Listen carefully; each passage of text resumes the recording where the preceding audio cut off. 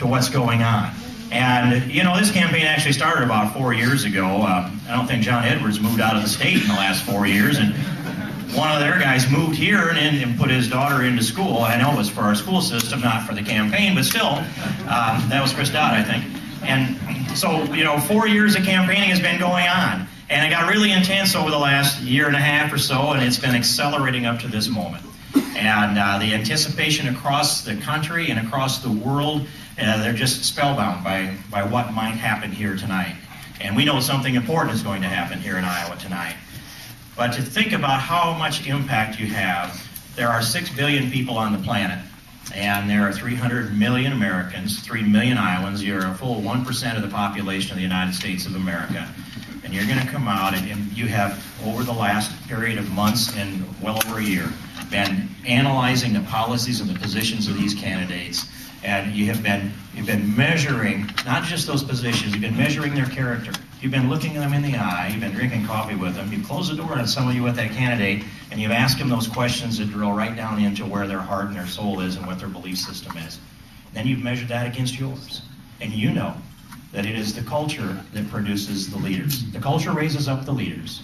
The leaders then make decisions that will establish the kind of foundation, the kind of foundational culture that we have that produces the next generation of leaders. So this is a big deal. And what I have done is I've sorted through these candidates and I sat down with them. I've had the opportunity with each of them, and I don't want to imply that I took that opportunity with all of them, but I've had the opportunity with each of them. And close the door and talk with them about those things that matter, that I think matter to you, and I know they matter to me. And we also went to work and put together a really good Republican platform. That's the voice of all of you out here that have been active and gone to your caucus and to your county conventions and district and onto the state convention. And that platform is a guiding light for the candidates that come into the state. All they have to do is go to the webpage, call it up, read it, and they can see what Iowans think, what active Republicans think about what this nation should be doing to establish the tone and set the direction for our future. And so it's not hard to figure this out. But as I laid out across the spectrum of issues, those things that matter, on it would be healthcare reform, Social Security reform, fiscal responsibility, tax reform. How do we fight this global war against Islamic jihad, and how do we get to the point where one day we can declare a victory and put it behind us? How do we do the job of securing our borders and refurbishing the rule of law?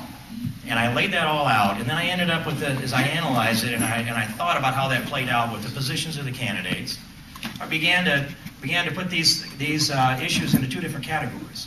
One category is a category I'll call quality of life issues.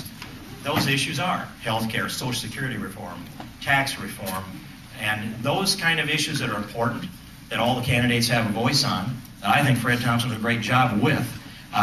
Those kind of details that will raise us up and make us better and set the foundation so that we have a better quality of life into the future. But you know, the destiny of this nation isn't wrapped up in just the quality of life. Those things are important.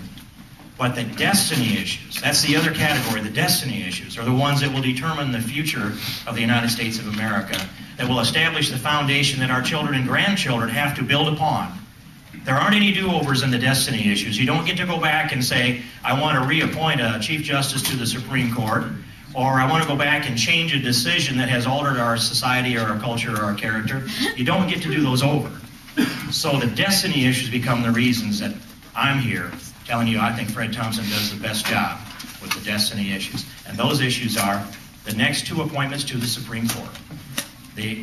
President Bush made two great appointments to the Supreme Court, and Justice Roberts, Chief Justice Roberts, and Justice Alito.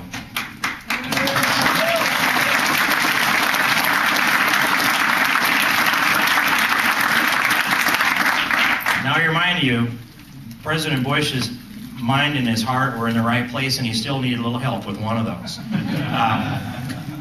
The next president I believe destiny is called is Fred Thompson. I don't think he'll need that much help.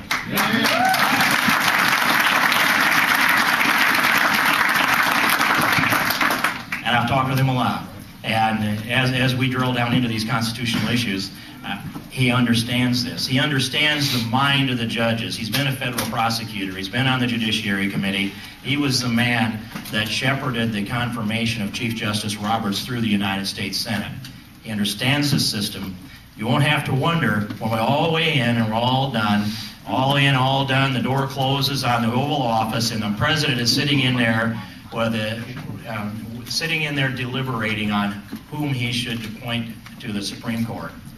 We don't have to wonder about Fred Thompson because he understands the Constitution, he understands our history, he understands the implications of the judiciary branch and how that changes our society.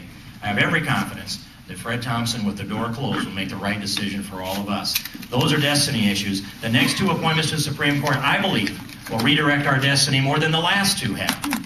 I think the issues of life and whether we see Roe versus Wade overturned, and I think the issue of marriage also comes to the Supreme Court sometime within the next decade or so.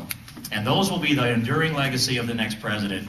Do we see Roe versus Wade overturned on constitutional grounds? Do we preserve marriage as the institution that has prevailed on this planet ever since Adam and Eve? Or do we see it changed by a court against the will of the people? Those questions will be answered by the next two appointments to the Supreme Court. And other destiny issues become this.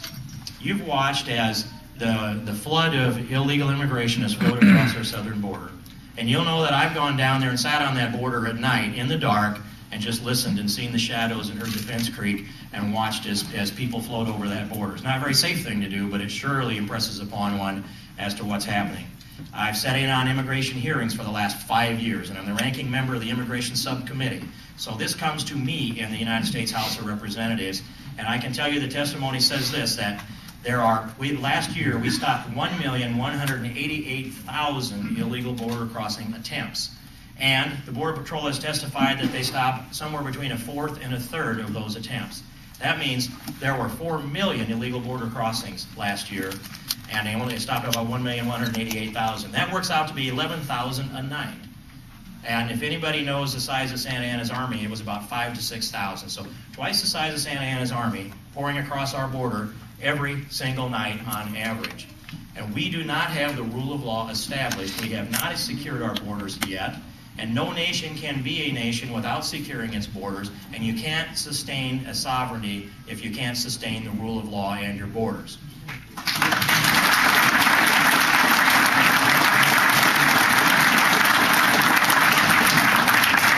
Fred Thompson will do that. And I've asked these tough questions of the candidates. First, define amnesty for me. And generally they will define what amnesty isn't, and that happens to be the thing they're advocating for. But they don't tell us what amnesty is. Well, I'll tell you what it is. To grant amnesty is to pardon immigration lawbreakers and reward them with the objective of their crime. Pardon and reward. Well, that's what they've been trying to do here for the last 4 years out of the White House, pardon and reward, and I call it comprehensive amnesty, not comprehensive immigration reform.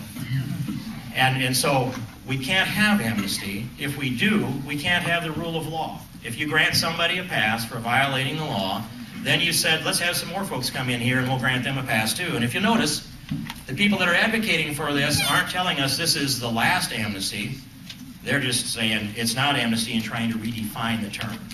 Pardon and reward is what's going on. There's only one candidate that understands what amnesty is and is willing to say so. That's Fred Thompson.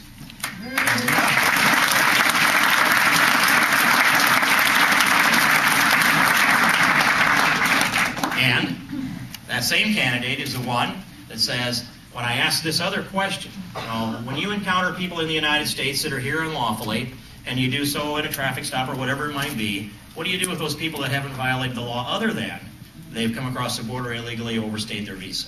And there's only one candidate that says, you've got to send them back. That's Fred Thompson.